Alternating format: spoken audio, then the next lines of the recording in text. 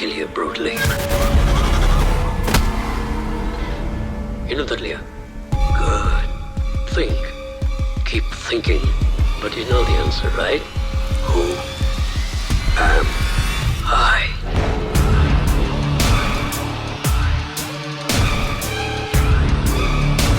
Here, you will be needing this.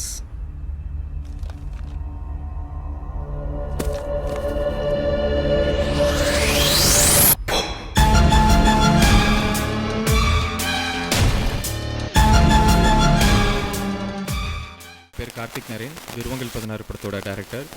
இந்த படம் வந்து எனக்கு முதல் படம். ஸோ ஒரு முதல் படம் வந்து எந்த அளவுக்கு ஹானஸ்ட்டாக வந்து அண்ட் ஃப்ளாலெஸ்ஸாக எப்படி ப்ரெசென்ட் பண்ணணுன்னு அந்த ஒரு மைண்ட் செட்டு தான், அந்த ஒரு டவுட் வந்து எனக்கு இருந்துச்சு நான் படம் ஸ்டார்ட் பண்ணுறப்போ. ஏன்னா எந்த ஒரு ஷார்ட் ஃபிலிம் எக்ஸ்பீரியன்ஸ் தான் எனக்கு. ஸோ அப்படி இருக்கிறப்போ இதோட ஸ்க்ரீன் ப்ளே வந்து ரொம்ப காம்ப்ளிகேட்டடான ஸ்க்ரீன் ப்ளே, துருவங்கள் 16 ஸ்க்ரீன் ப்ளே. ஸோ அந்த எக்ஸிக்யூஷன் பார்ட் வந்து ரொம்ப இம்பார்ட்டண்ட். அந்த விஷயத்தில் வந்து எனக்கு ஒரு சாலிடான டெக்னிக்கல் டீமோட பேக்கப் வந்து நிச்சயமாக இருந்துச்சு. படத்தோட டெக்னிக்கல் சைட் பார்த்தீங்கன்னா cinematography by Sujith Sarang, editing Sreejith Sarang and music by Jakes Bejoy, sound design Sachin Sudhakaran and Hariharan of Sync Cinema, costumes Ashok and art வந்து சிவசங்கர். ஸோ இவங்க மட்டும் இல்லாமல் படத்தில் வந்து நிறையா பேர் வந்து ஒர்க் பண்ணியிருக்காங்க. எல்லாருமே வந்து இது அவங்களோட படம், இது வந்து படம் வந்து நல்லா வரணுங்கிற அந்த ஒரு எண்ணம் தான் எல்லா டெக்னீஷியன்ஸுக்குமே. அண்ட் எல்லாருமே வந்து இப்போ கேமராமேன் ஆகட்டும், அவர் வந்து சரி இது சினிமாட்டோகிராஃபி மட்டும்தான் என் டிபார்ட்மெண்ட் அப்படின்னு இல்லாமல் அவர் வந்து இது எடிட்டுக்கு எந்த அளவுக்கு அவர் பண்ணுறதெல்லாம் செட் ஆகும். ஸோ இட் வாஸ் லைக் எல்லாமே ஒரு இன்டர் கனெக்டட் டிபார்ட்மெண்ட்டாக தான் வந்து நாங்கள் ஒர்க் பண்ணோம். ஸோ அதனால தான் படத்தோட குவாலிட்டி வந்து நல்லபடியாக கொடுக்க முடிஞ்சிச்சு. அண்ட் படத்தில் வந்து ரஹ்மான் சார் ப்ரோட்டகனிஸ்டாக பண்ணியிருக்காரு. அண்ட் அவரோட கேரக்டர் வந்து பார்த்திங்கன்னா ஒரு 50 year old ஒரு போலீஸ்மேன். அப்படி இருக்கிறப்போ அவரை நம்ம வயசாக வந்து ப்ரொஜெக்ட் பண்ணுறோம், கொஞ்சம் வயதானவராக ப்ரொஜெக்ட் பண்ணுறோங்கிற அந்த ஒரு எண்ணமே இல்லாமல் சரி கதைக்கு இது தேவைப்படும், அதனால நம்ம அப்படியே போய்க்கலாம் அப்படிங்கிற அந்த ஒரு தாட் வந்து அவருக்கு நிச்சயமாக இருந்தது. இதில் வந்து நிறைய நல்ல நடிகர்கள் வந்து இருக்காங்க. எல்லாருமே வந்து ரொம்ப ஃபேமஸாகவோ வெல் நோன் ஃபேஸ் வந்து கிடையாது. ஏன்னா ஒரு படத்துக்கு வந்து நல்ல நடிகர்கள் தான் வந்து தேவை, அப்போ தான் அது வந்து படத்தில் ரிஃப்ளெக்ட் ஆகும். அந்த விஷயத்தில் வந்து நாங்கள் ரொம்பவே லக்கி. ஏன்னா எங்களுக்கு அமைஞ்ச நடிகர்கள் எல்லாமே வந்து ரொம்ப நல்ல நடிகர்கள். அண்ட் ரஹ்மான் சார் வந்து அவர் என்னதான் ஒரு 32 years எக்ஸ்பீரியன்ஸ் இருந்தாலுமே ஆன் செட் வந்து அவர் வந்து ஒரு டேரக்டர், நான் வந்து ஒரு ஆக்டர், நீங்கள் டேரக்டர் அண்ட் நீங்கள் சினிமாட்டோகிராஃபருங்கிற அந்த ஒரு ரெஸ்பெக்டோட தான் வந்து எல்லாத்தையுமே வந்து ட்ரீட் பண்ணார்.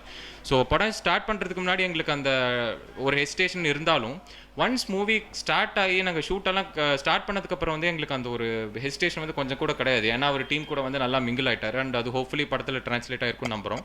ஸோ எங்கள் படம் வந்து December 30th அன்னைக்கு தியேட்டர்ஸில் ரிலீஸ் ஆக போகுது. ஸோ ஒரு நல்ல படத்துக்கு வந்து வரவேற்பு கிடைக்குங்கிறத நம்பி நாங்கள் வந்து இந்த டேட்டில் ரிலீஸ் பண்ணுறோம். ப்ரொடியூசர்கிட்ட வந்து நான் கதை சொன்னதே கிடையாது எந்த ப்ரொடியூசர்கிட்டையும். ஏன்னா அதுக்கு எனக்கு வாய்ப்பு கிடைக்கல. சிலர்கிட்ட வந்து நான் படத்தோட ஒன்லைன் மாதிரி வந்து சொல்லியிருக்கேன். பட் எல்லாத்துக்குமே அந்த ஒரு ஹெசிடேஷன் வந்து இருந்துச்சு. நான் ஃபஸ்ட் டைம் அவங்களை அப்ரோச் பண்ணுறப்போ சரி கொஞ்சம் சின்ன பையனாக இருக்கான், அந்த ஒரு நாலேஜ் சினிமா பற்றின நாலேஜ் என்ன, இவருக்கு வந்து என்ன தெரியுங்கிற அந்த ஒரு ஹெசிடேஷன் வந்து இருந்தது. அதனால் எனக்கு ஒரு ஃபுல் கதையை சொல்கிற வாய்ப்பு கிடைச்சதில்லை. ஸோ அப்படி இருக்கிறப்போ இது ஓன் பேனரில் ஸ்டார்ட் பண்ண படம்.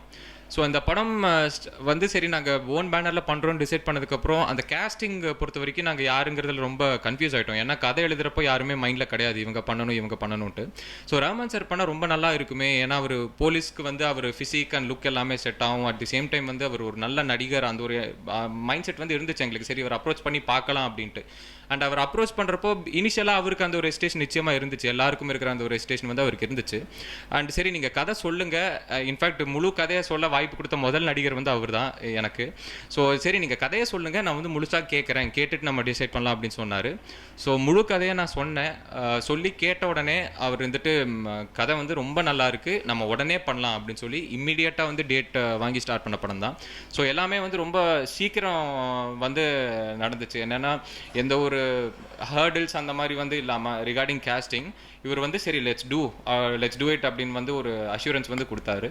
ஸோ அப்படி உருவான படம் தான் துருவங்கள் 16. இப்போ ரஹ்மான் சார் வந்து இப்போ ப்ரோட்டகனிஸ்டாக இருக்காருன்னு சொல்லி இப்போ ஆண்டகனிஸ்ட் யார் இந்த மூவியில்? ஐ திங்க் அது ஆண்டகனிஸ்ட் பற்றி இப்போது சொல்ல முடியாது. என்னென்னா இது வந்து ஒரு ஹூடனட் கைண்ட் ஆஃப் த்ரில்லர் கிடையாது. அதாவது யூஸ்வலாக த்ரில்லர்ஸ்னாலே வந்து ஒரு மர்டர் ஆஃப்டர் மர்டர், அந்த ஒரு சரி ஃபைனலாக அந்த ஒரு ரிவீல் அந்த மாதிரி தான் இருக்கும். பட் இந்த படம் வந்து அப்படி கிடையாது. இதோட ஜானர் வந்து த்ரில்லரே தவிர இதோட கதை எல்லாமே பார்த்துட்டிங்கன்னா ரொம்ப ஒரு அழுத்தமான கதை. எல்லா ஹியூமன் எமோஷன்ஸ் வச்சு தான் வந்து இதை நாங்கள் பண்ணியிருக்கோம். ஸோ படம் முடிஞ்சு வெளியில் போகிறப்போ ஒரு நல்ல படம் பார்த்த ஒரு சாட்டிஸ்ஃபேக்ஷனை வந்து துருவங்கள் 16 கொடுக்குங்கிற நம்பிக்கை எங்களுக்கு இருக்குது. இப்போ மூவில வந்து சாங்ஸ் படத்தில் வந்து சாங்ஸ் கிடையாது, ஏன்னா எங்கள் கதைக்கு வந்து தேவைப்படல. அண்ட் அஸ் அ டேரக்டரை வந்து I have nothing against songs. என்னென்னா படத்தில் வந்து பாட்டே இருக்கக்கூடாது அப்படிங்கிற எண்ணம் கிடையாது. ஒரு கதைக்கு வந்து பாட்டு தேவைப்பட்டதுன்னா வந்து ஒரு பாட்டாக இருந்தாலும் சரி, அது வந்து 10 பாட்டாக இருந்தாலும் சரி, கதைக்கு தேவைப்பட்டதுன்னா அதுக்கு நம்ம பண்ணி தான் ஆகணும். துருவங்கள் 16 பொறுத்த வரைக்கும் எந்த சாங்குமே வந்து தேவைப்படலை ஆக்சுவலாக, அதனால் நாங்கள் வந்து சாங்ஸ் வைக்கல படத்தில். கதை களம் வந்து ஆக்சுவலாக நடக்கிறது கோயம்புத்தூர் பேக்ட்ராப்பில் தான் அது என்டையர் ஃபிலிம் இருக்கும். கோயம்புத்தூர் அண்ட் ஊட்டி பேக்ட்ராப்பில். ஸோ நாங்கள் இன்டீரியர் அண்ட் அந்த செட்டு போடுற விஷயங்கள் எல்லாமே சென்னையில் பண்ணிவிட்டு கோயம்புத்தூர் அண்ட் ஊட்டியில் வந்து ஒரு சிங்கிள் ஸ்கெடியூலில் வந்து நாங்கள் ஒர்க் பண்ணோம். ஸோ அது என்டையர் மூவி வந்து நாங்கள் 28 டேஸில் வந்து ஷூட் முடித்தோம். இல்லை, நான் ஷார்ட் ஃபிலிம் பண்ணிட்டு வந்து ஆக்சுவலாக நான் ஐம் ஃப்ரம் கோயம்புத்தூர், சென்னை கிடையாது.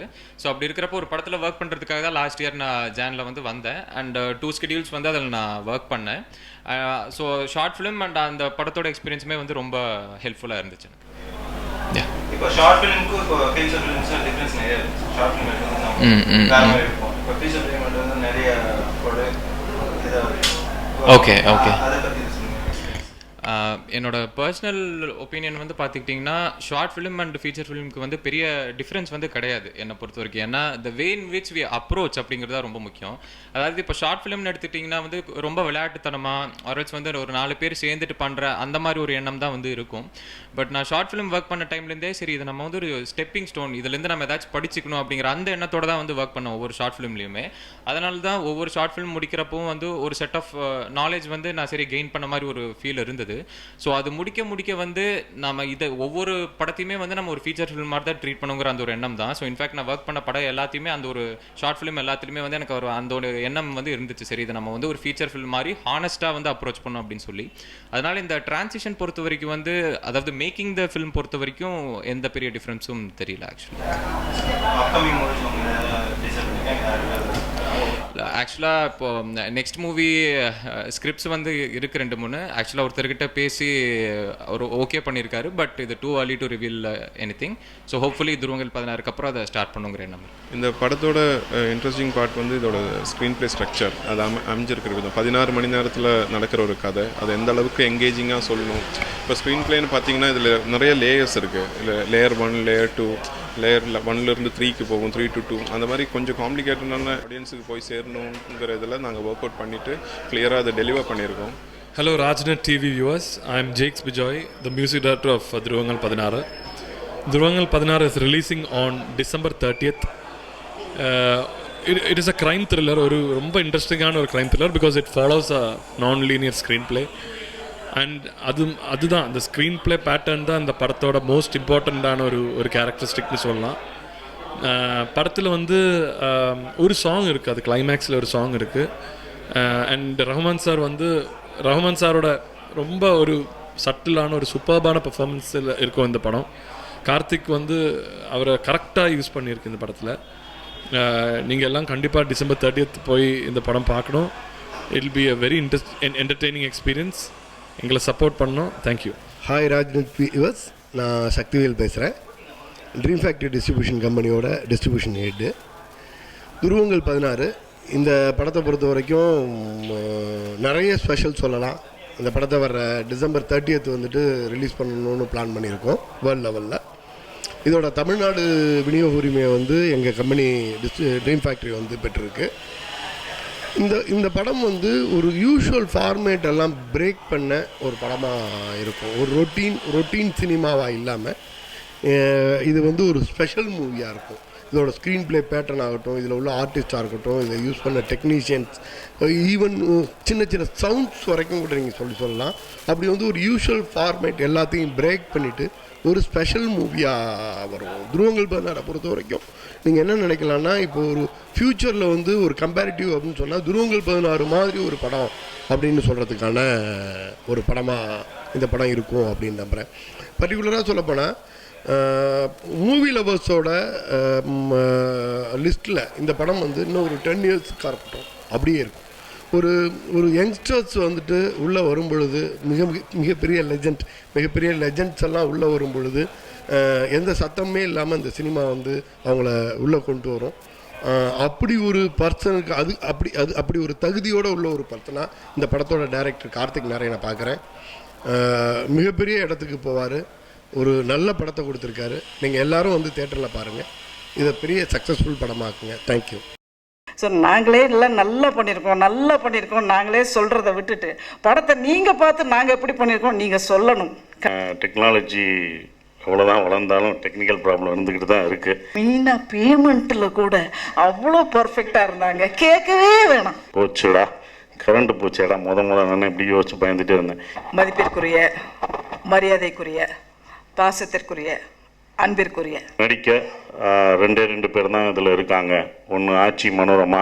ஸோ அடுத்த சின்ன ஆட்சியாக மனோரமாவாக இருக்கிறது நம்ம கோவை சரளாமா தான். நம்ம காமெடி பீஸ் ஆச்சு, எப்படி இது வந்து காம்பினேஷன் செட் ஆகும்? ஏன்னா ஹீரோன்னு வேணால் சொல்லிக்கலாம், அவங்க தான் உண்மையான ஹீரோ. இந்த படத்தில் வந்து என்னுடைய கேரக்டர் பேர் வந்து செல்ஃபி காத்தாய்.